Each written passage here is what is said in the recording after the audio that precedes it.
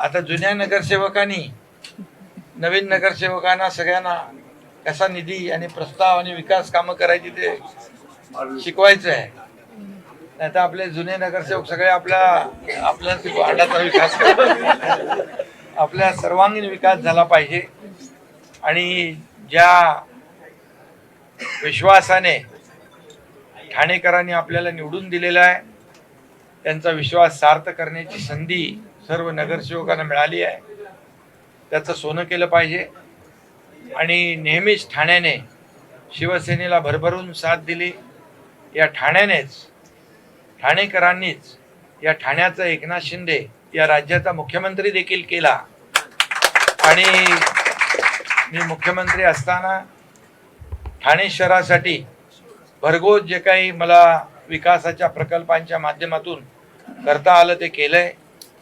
आजही आपण करतो आहोत. ठाण्याचा विकास होतोय, रुंद रस्ते होत आहेत, कोस्टल रोड होतोय, वाहतूक कोंडी मुक्त ठाणे होणार आहे, मेट्रोचं काम सुरू आहे, इंटरनल मेट्रो सुरू आहे, अनेक विकास प्रकल्प या ठिकाणी सुरू आहेत. सगळ्याचं मी नाव घेत राहिलो तर फार वेळ लागेल आणि म्हणून विकासाचं ठाणं, शिवसेनेचं ठाणं असे बदलतं ठाणं हे आपण पाहतोय. म्हणून या पक्ष कार्यालयातून सर्व नगरसेवकांना, सर्व पक्षाच्या नगरसेवकांना किंबहुना ठाण्यातल्या जे कोणी आपले नागरिक आहेत त्यांचे प्रश्न, त्यांच्या समस्या एक सोडवण्याचं काम या पक्ष कार्यालयातून होईल.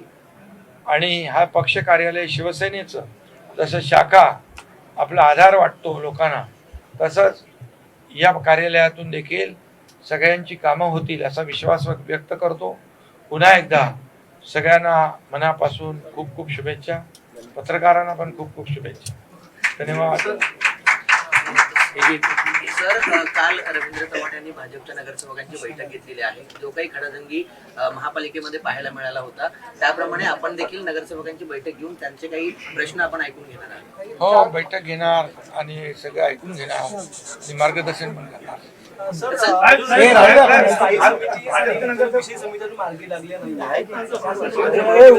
सगळ्या मार्गी लागेल, सर्व कामं सुरू होतील. आता कामं कुठली थांबलेली नाही, जे काही आहे ते सर्व मार्गी लागेल. मित्रपक्षांमध्ये महासभेमध्ये इथे खडाजंगी दिसून येते, तर हा विरोधी पक्ष बाजूलाच राहिले. ठीक आहे,